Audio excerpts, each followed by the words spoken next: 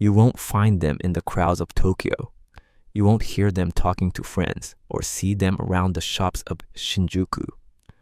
But they're there, tens of thousands of them, maybe more, in darkened rooms with blackout curtains and glowing screens. Sleeping through the day, scrolling through the night.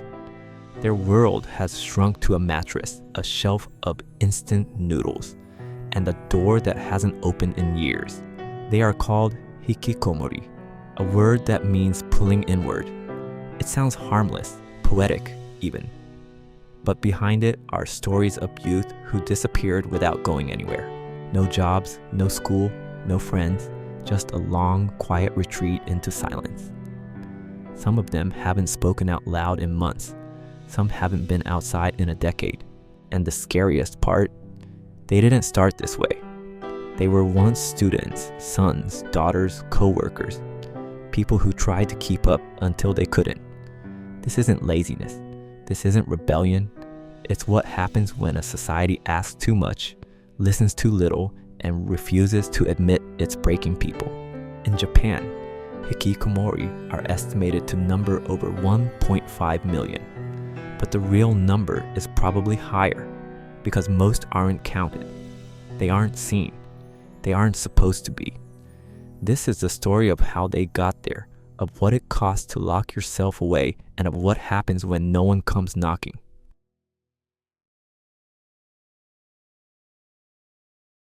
To understand Hikikomori, you need to understand the kind of pressure that doesn't just weigh on you, it buries you.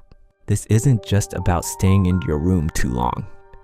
It's about a system built so tight that once you fall out of it, you vanish.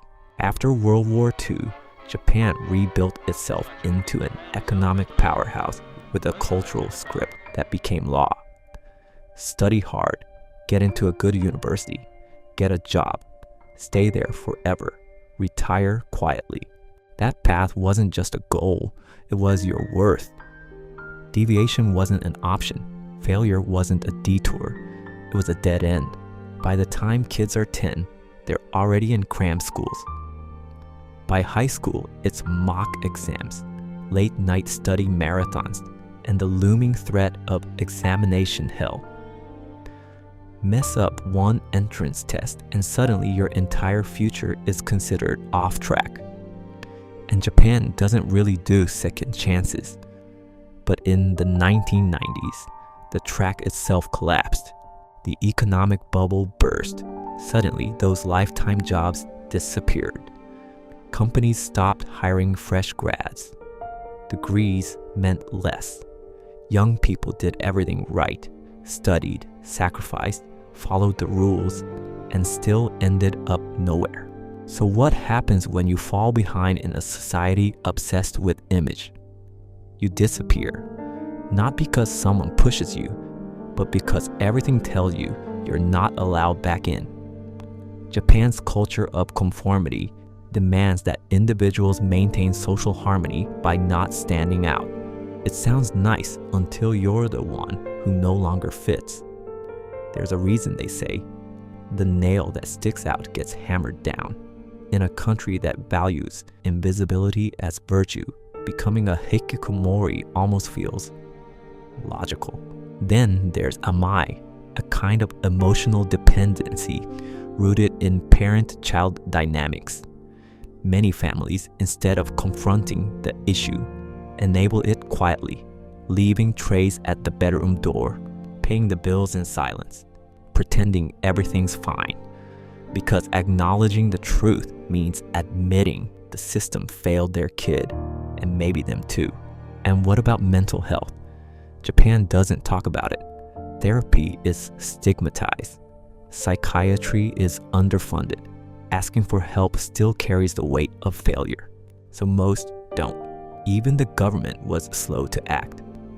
Hikikomori weren't formally recognized as a social issue until the 2000s, decades after the phenomenon had already taken root. By then, entire lives had already passed behind closed doors. It's easy to say, these people chose to lock themselves away.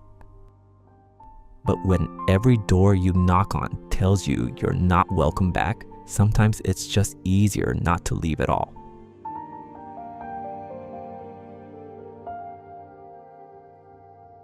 So what do you do when someone disappears, but they're still alive, still breathing, still eating, still there, just locked away behind a door that won't open?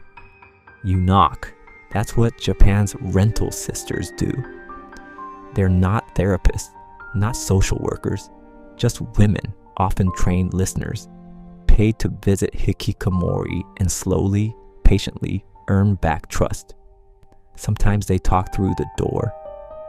Sometimes they leave notes. Sometimes they sit in the hallway for weeks without a single word back. Because that's what it takes. This is one of the most well-known examples, who's worked with over 100 clients, some of whom took months to even say hello. Her approach isn't magic. It's time, consistency, and humanity. And even then, most cases don't end in dramatic breakthroughs. Some just end. There are also government programs, workshops, re-entry centers, subsidized internships, but many hikikomori won't touch them. Why? Because showing up means being seen, and being seen means opening yourself up to shame. In a culture that punishes failure and labels you for life, vulnerability is dangerous. So for most, the silence goes on. But time doesn't. Japan is now facing what it calls the 80-50 problem. Parents in their 80s still caring, financially, emotionally, logistically, for hikikomori children in their 50s. No jobs, no income, no support systems, just two people aging behind the same locked door. Some stories are worse. In 2019, a Tokyo man stabbed his reclusive son to death after fearing he'd become violent. The father later said he thought it was the only way to prevent more tragedy. Just a day after, another hikikomori attacked random children at a school bus stop.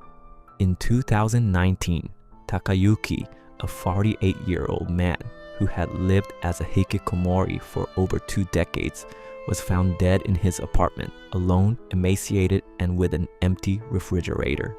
Unbeknownst to his mother, Takayuki had lost his job and was living in isolation.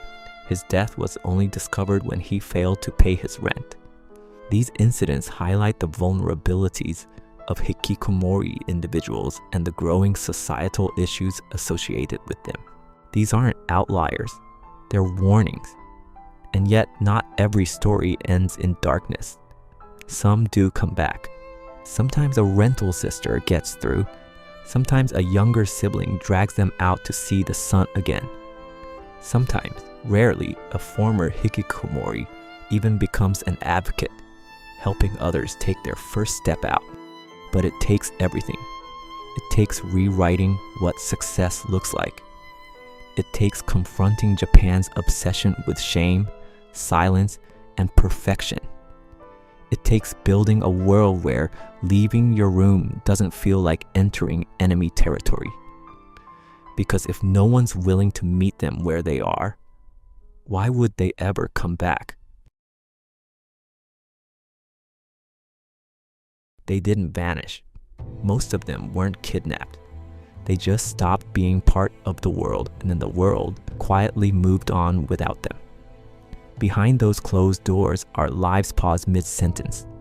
People with memories, favorite songs, regrets, talents no one saw.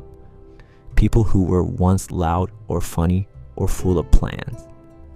Now, they're shadows, names that don't get mentioned, and in some families, they're treated like they never existed at all.